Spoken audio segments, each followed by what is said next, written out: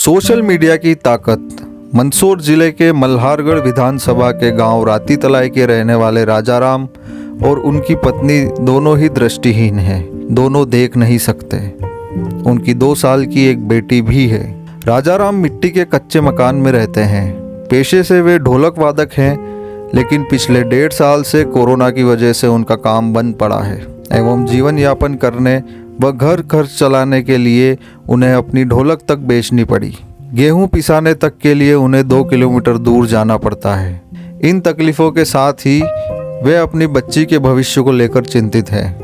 कुछ दिनों पहले उन्हें किसी ने सलाह दी कि आप अपना एक वीडियो बनाकर सोशल मीडिया पर डलवाएं, जिससे आपको मदद प्राप्त हो सकेगी। और राजाराम जी ने अपने पड़ोसी की मदद से वैसा ही किया। वीडियो आसपास के क्षेत्र में वायरल भी हुआ व उन्हें मदद भी मिलने लगी और सोशल मीडिया की ताकत एक बार फिर काम आ सकी। जब समाचार ऑनलाइन की टीम को इनके बारे में पता चला तो हम भी निकल गए राजाराम जी व उनके परिवार का हाल जानने व मदद करने। राजाराम जी की बात सुनने से पहले हम आपसे निवेदन करते हैं कि जो भी महानुभाव इनकी आर्थिक रूप से मदद करना चाहता है, इनके अकाउंट में स्वेच्छा से राशि देकर या सीधे इनसे मोबाइल नंबर 9179253659 पर संपर्क करके सहयोग कर सकते हैं। साथ ही उनका मनोबल भी बढ़ा सकते हैं कि आप चिंता न करें, हम आपके साथ हैं। राजाराम जी के अकाउंट की डिटेल आपको डिस्क्रिप्शन के साथ साथ वीडियो के अंत में मिल जाएगी।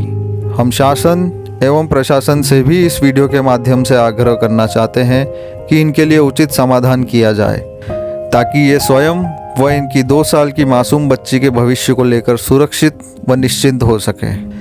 देखिए समाचार ऑनलाइन की यह विशेष रिपोर्ट रिपोर्टर गौरव त्रिपाठी व कैमरा पर्सन नितिन शर्मा के साथ। धन्यवाद। मेरा नाम राजाराम सूर्यवंशी है और ये मेरी पत्नी है लालीबाई सूर्यवंशी। और हमारी ये 2 साल 3 महीने की बच्ची होने जा रही है अभी। और मैं एक इस कच्चे मकान में रह रहा हूँ। दोनों पति पत्नी दृष्टिहीन है और हमारे संगीत बजाने का काम है। मैं संगीत बजाने का मेन ढोलक वादक हूँ। जो भी छूट-बूट कार्यक्रम हमें मिलता था वो बिल्कुल कोरोना काल से बंद होने के कारण अभी ऐसी परिस्थिति का सामना हमें करना पड़ रहा है। देखिए, हमें जो बातचीत की थी नाहरगढ़ वाले जो मुकेश बसेर जी जो है, उनसे बोला था मैंने को सर ऐसी परिस्थिति को सामना करना पड़ रहा हमें। तो उन्होंने बोला कि वीडियो भेज दो, तो हमें भी वीडियो भिजवाया। वीडियो भेजा तो उसके बाद में उन्होंने वीडियो वायरल करने के बाद में हमें काफ़ी जो सुधार हुआ हमारे इस वीडियो को शेयर करने के बाद में। कोरोना काल से आर्थिक स्थिति बिल्कुल कमज़ोर होती जा रही थी संगीत ना बजाने के कारण। दूसरी बात, दोनों दृष्टिहीन हैं और संगीत के अलावा मेरे पास कोई काम नहीं है। संगीत ही एक मेरा बायां हाथ है और यही बंद हो गया था। अब हम क्या करें? हमारे पास ना तो कोई गैस की व्यवस्था, और यदि आटा पिसाने के लिए जाए तो भी 2 किलोमीटर पैदल जाना पड़ता है। दृष्टिहीन होते हुए भी मतलब वहाँ जाना पड़ता है, हिंगोरिया या टिडवास कहीं।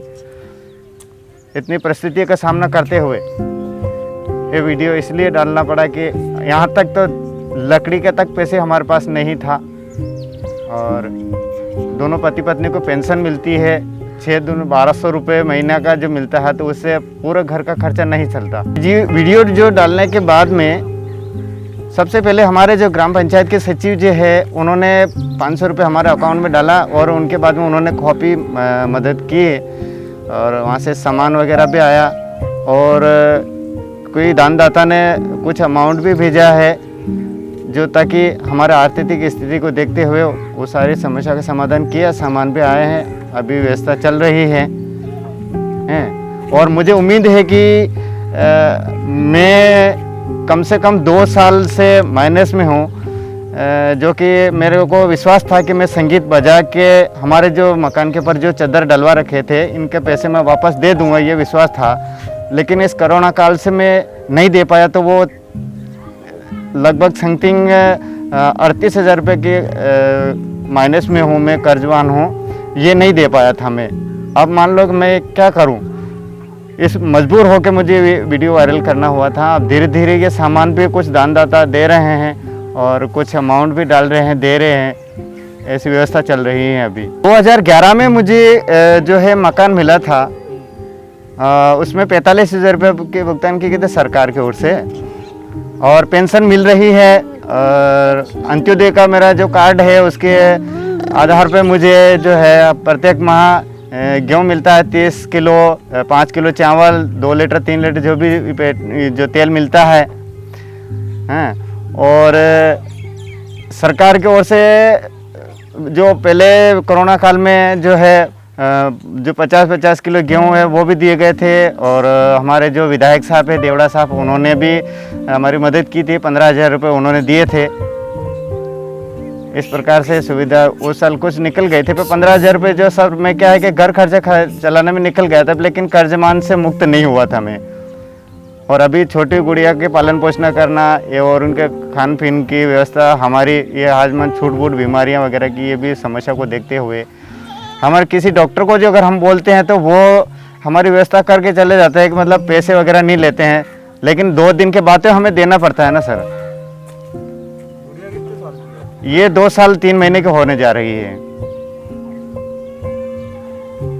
अभी सरकार की ओर से, सरकार तो के बारे में भी कुछ कहना चाहूँगी। क्या जो भी मदद हमारे ओर से हुई है, मैंने जो है कुछ मैं मांग ये रखना चाहता हूँ कि कुछ हमारी जो इस प्रकार से जो डोनेशन वाले जो हमारे जो मदद कर रहे हैं, इसको थोड़ी बहुत कुछ सरकार की ओर से भी कुछ ऐसा हो जाए कि दृष्टिहीनों के लिए कुछ व्यवस्था की जाए, जो ताकि इनको बेसहारा को ऐसे सहारा मिलना चाहिए कि ताकि उसके पैरों पे वो खड़े हो जाए।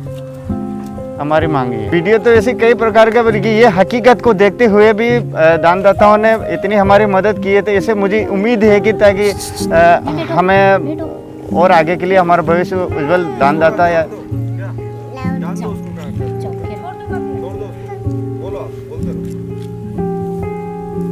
हाँ देखिए, हमें तो उम्मीद है कि दानदाता की ओर से या जो भी शासन की ओर से कुछ इसी प्रकार से जो हमारी मदद होती रहेगी, तो बिल्कुल हमें विश्वास है कि हमारा भविष्य आगे के लिए इन्हीं के हाथ में है, तो ये सुधर जाए कम से कम।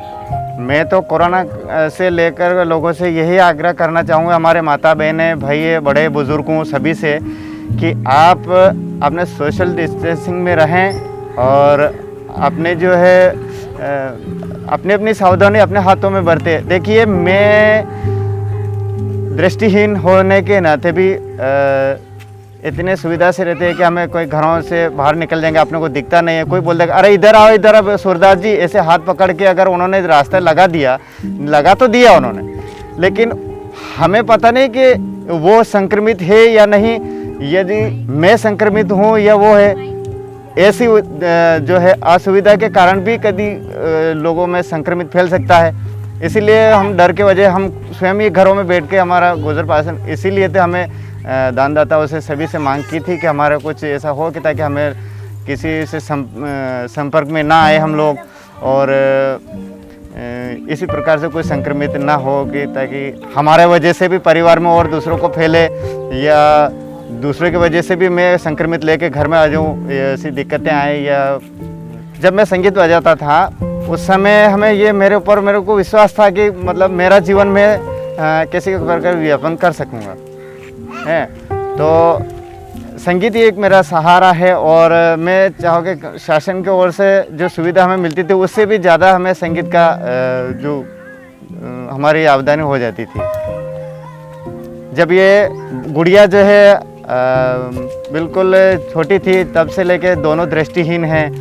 अब मेरे विचार ये आता था कि दिल में कि इस छोटी गुड़िया को और इनकी अम्मी को छोड़ के मैं कहाँ जाऊँगा, तो ये कैसे पालन पोषण कर पाएगी, मैं संगीत बजाने के लिए कहाँ जाऊँ। तो फिर आज से 3 साल पहले जो घरों में पानी घुसा था, हमारे ही घर में पानी घुस गया था, तो काफ़ी परेशानी का सामना करना पड़ा। ये गुड़िया छोटी थी तो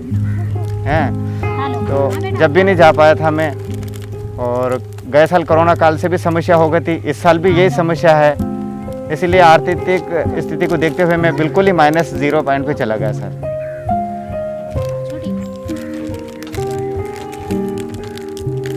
मन की बात में यही कहना चाहूँगा कि कुछ जो दानदाता ने हमारी जो मदद की, इसे थोड़ी बहुत हम ये चाहें कि सरकार की ओर से भी कुछ हमारी मदद हो जाए, तो हमारे जो आर्थिक स्थिति में थोड़ा कुछ सुधार हो जाए। निवेदन करूँगा कि हमारे जैसे और भी दृष्टिहीन हैं, कई विकलांग है, और ग्रामीण क्षेत्र में काफ़ी समस्या ये होती है कि कई प्रकार की कोई जानकारियाँ उपलब्ध नहीं हो पाती है और नहीं हो रहने के कारण कई प्रकार की मुसीबतों का सामना करना पड़ता है हम लोगों को। दृष्टिहीन है, जैसे विकलांग है।